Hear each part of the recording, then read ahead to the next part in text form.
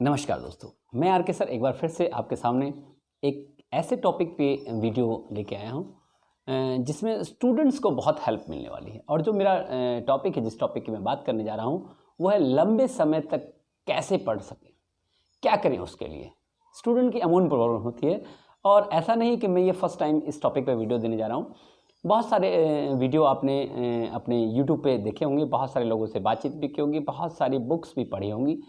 तो मैंने भी बहुत सारी कलेक्शन कहीं कहीं से की है और उम्मीद है मैं जिन पॉइंट से बात कर रहा हूँ वो पॉइंट आपको कहीं ना कहीं मिलते जुलते होंगे। और अगर आप उन पर ध्यान रखें तो जो आपको प्रॉब्लम आती है कि आप जैसे ही आपने पढ़ना शुरू किया तो आपको 10-15-20 मिनट, आधे पौने घंटे का लगता है कि बस यार अब नहीं पढ़ना चाहिए। ये अक्सर बहुत नॉर्मल सी प्रॉब्लम है स्टूडेंट के केस में। तो अपने इस रीडिंग आवर्स को, अपने इस लर्निंग आवर्स को, अपने स्टडी आवर्स को कैसे एनहांस करें, कैसे इंक्रीज़ करें, इसके कुछ बहुत सिंपल से मैं तरीके आपसे डिस्कस करने जा रहा हूं, जो मैंने अपना एक नोट्स प्रिपेयर किया है। तो उम्मीद है आपको पसंद भी आएगा। तो चलिए शुरुआत करते हैं कि कैसे हम अपने रीडिंग आवर्स को बढ़ा सकते हैं।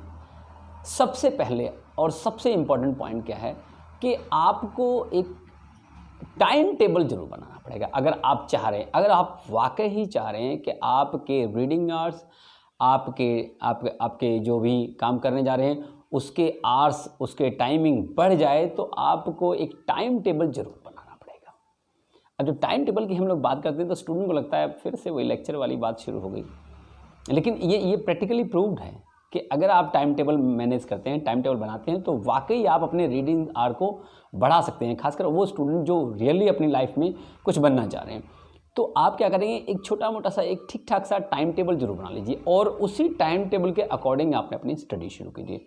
सेकेंड पॉइंट की अगर हम बात करें, वो ये होता है कि आपको जब आप प्रॉब्लम जो ये फेस कर रहे हैं कि भाई मेरे को पढ़ते पढ़ते मुझे बोरियत सी महसूस होती है या मैं ज़्यादा देर तक नहीं पढ़ पाता हूँ, तो एक मिक्स मैच मेथड बोलते हैं, आपने मुझे सुना भी होगा, कि आप अपने सब्जेक्ट को जब पढ़ें तो पढ़ने के बाद उस सब्जेक्ट में थोड़ा सा वेरिएशन लाएं। एक सब्जेक्ट से दूसरे सब्जेक्ट पे आए, दूसरे से तीसरे पे आए, तीसरे चौथे पे आए।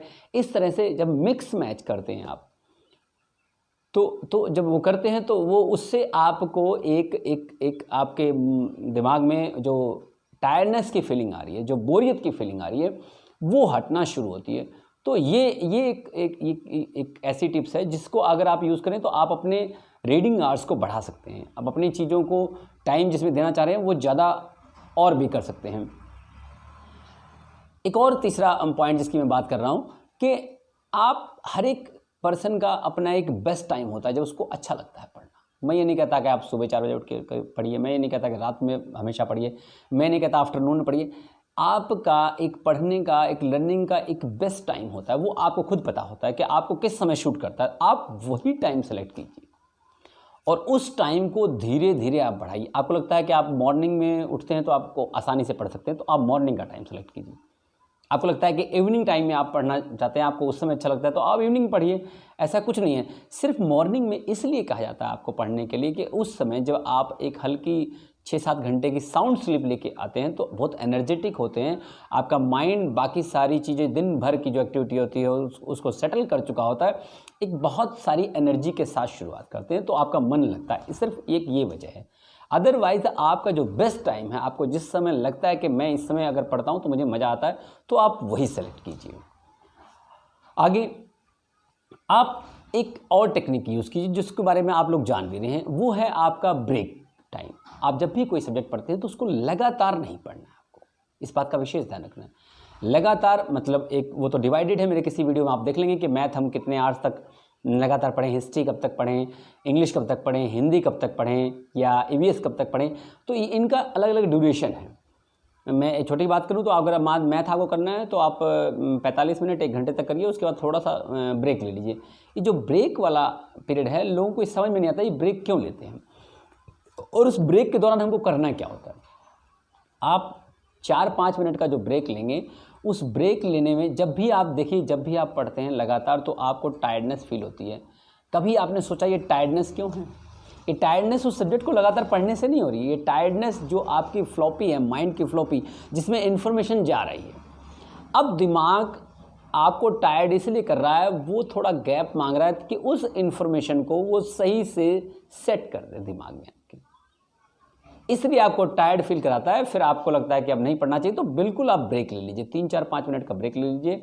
उस ब्रेक के दौरान आप थोड़ा हल्का मूवमेंट कर लीजिए, इधर उधर थोड़ा टहल लीजिए। मैं नहीं कहता उसमें व्हाट्सएप और वो सब चलाना शुरू कर दिए, फिर तो डिस्ट्रैक्शन आपका बढ़ जाएगा। हल्का मूवमेंट कीजिए, थोड़ा पानी वानी पी लीजिए, थोड़ा सा हल्का सा लेट सकते हैं, मतलब एक थोड़ा आराम कर सकते हैं, लेकिन वो 3-4-5 मिनट का। उसके तब तक आपका माइंड सारी इन्फॉर्मेशन को सेटल कर चुका होता है, आपके अंदर फिर से एक एनर्जी आ जाती है, फिर आप शुरुआत कर सकते हैं। इसके अलावा पानी की मैंने आपको बताया कि आप कोशिश कीजिए कि आप बीच बीच में थोड़ा थोड़ा पानी पीते रहिए। आप कोशिश भी कीजिए कि आप जब भी आप अपनी ड्यूरेशन बढ़ाना चाहते हैं तो अपनी डाइट पे भी थोड़ा सा ध्यान आप जरूर रखिए। मतलब ज़्यादा तला हुआ आप खाना मत खाइए, आप ज़्यादा हैवी खाना मत खा लीजिए, आप यहाँ तक भर के मत खा लीजिए, क्योंकि ये सारी चीज़ें भी आपके स्टडी आवर्स को कम करती हैं, कंसंट्रेशन को कम करती हैं, आपके ध्यान जो आप लगाना चाहते हैं फोकस को डिस्ट्रैक्ट करती हैं। तो इन सब चीज़ों पे भी आपको बहुत ध्यान देना पड़ेगा। अब एक जो इम्पोर्टेंट बात मैं आपको बताने जा रहा हूँ वो ये कि कुछ लोग मॉर्निंग आवर्स वाले होते हैं, कुछ लोग इवनिंग आवर्स। मेरे कहने का क्या मतलब है वो समझने की कोशिश करनी है। कुछ लोगों को 9 बजे तक, 9:30 बजे तक, 9 बजे तक नींद आ जाती है रात में, तो वो लोग मॉर्निंग आवर्स वाले होते हैं। यानी उनको अगर वो मॉर्निंग में पढ़ेंगे तो वो ज़्यादा टाइम दे पाते हैं। तो जो लोग इस तरह के हैं जिनको 8:30, 9, 9:30 बजे तक नींद आ जाती है, तो वो कोशिश करें कि अपने टाइम टेबल में सुबह जो है 4 से 6 बजे तक या 7 बजे तक का टाइम निकालें पढ़ने के लिए, और शाम को वो क्या करें, रात में अगर उनको पढ़ना है तो 4 बजे से 4:30 बजे से या 5 बजे से 10 बजे तक का टाइम निकालें पढ़ने के लिए, 9:30 10 बजे तक का टाइम निकालें। अब उससे होगा क्या, उनको 5-6 घंटे मिल जाएंगे। कुछ लोग इवनिंग आवर्स वाले होते हैं, मतलब उनको क्या होता है कि रात भर समझिए नींद ही नहीं आती है, 11-12-1 बज जाता है, उनको नींद नहीं आती। तो उनको कोशिश करनी है उनको सुबह नहीं उठना है। सुबह उनको 1-आध घंटा किसी समय मिल जाता तो ठीक है, नहीं तो शाम के समय वो 2 टाइम निकालें। एक तो वो अपना 4 बजे से 7-8 बजे तक टाइम निकालें, और 9 बजे तक भी निकाल सकते हैं। उसके बाद थोड़ा सा गैप करके फिर वो 10, 10:30 बजे के बाद या 10 बजे से फिर वो 2-3 बजे तक का भी स्टडी कर सकते हैं। तो इस तरह से अपने आवर्स को आप समझ लीजिए कि आप मॉर्निंग आवर्स वाले पर्सन हैं कि इवनिंग आवर्स वाले पर्सन हैं। तो इस तरह से भी आप स्टडी आवर्स को अपने बढ़ा सकते हैं।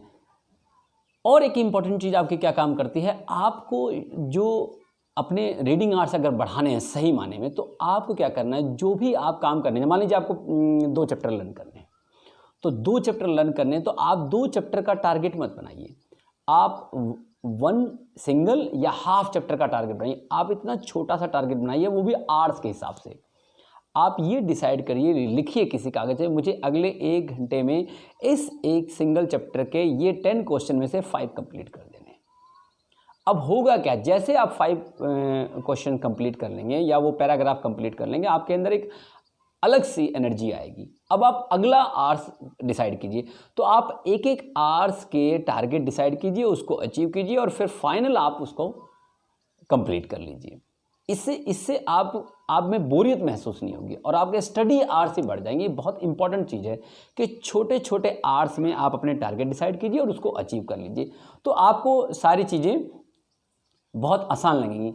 और इन सारी चीज़ों में आपको अगर आवर्स अपने बढ़ाने भी हैं, तो आपको इस बात का ध्यान रखना है कि आपका कोई पर्टिकुलर टारगेट है, गोल है कि आपको पढ़ना है, आपके सामने कुछ स्पेसिफिक चीज़ें हैं जो आपके दिमाग में हैं, तो ही आपके स्टडी आवर्स को बढ़ा सकते हैं।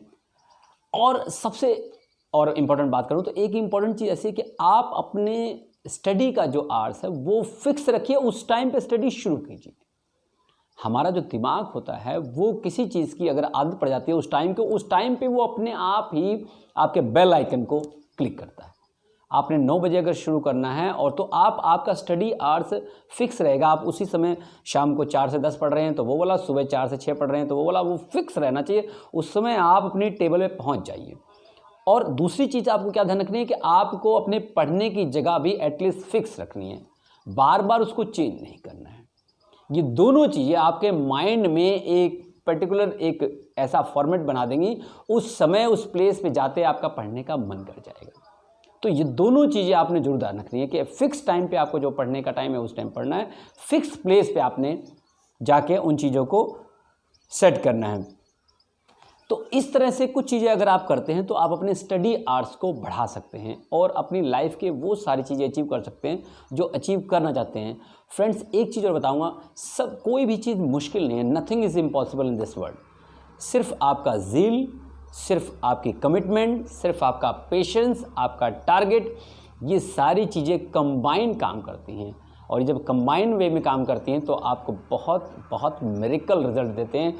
कोई यूट्यूबर, कोई मोटिवेटर, कोई भी इस पे वर्क नहीं कर सकता। सिर्फ हम लोग आपको एक हेल्पलाइन, एक गाइडलाइन दे सकते हैं, वर्क आपको खुद करना होता है। तो कोशिश कीजिए, सेल्फ मोटिवेटेड रहिए, सेल्फ एनर्जेटिक रहिए। सेल्फ मोटिवेशन पे मेरा एक बहुत अच्छा वीडियो है, आप मेरे चैनल पे अगर चैनल फाइंड आउट करेंगे तो आर के सर हाउ टू वाव के नाम से मिल जाएगा आपको, या मोटिवेशन बाय आर के सर के नाम से भी मिल जाएगा। तो वहाँ आप देखेंगे आपकी अपनी सारी समस्याएं सॉल्व होंगी। उम्मीद है आपको ये वीडियो पसंद आया होगा। नेक्स्ट वीडियो में मैं आपसे फिर मुलाकात करूँगा, तब तक के लिए मैं आर के सर आपसे विदा लेता हूँ। Thank you, have a nice day.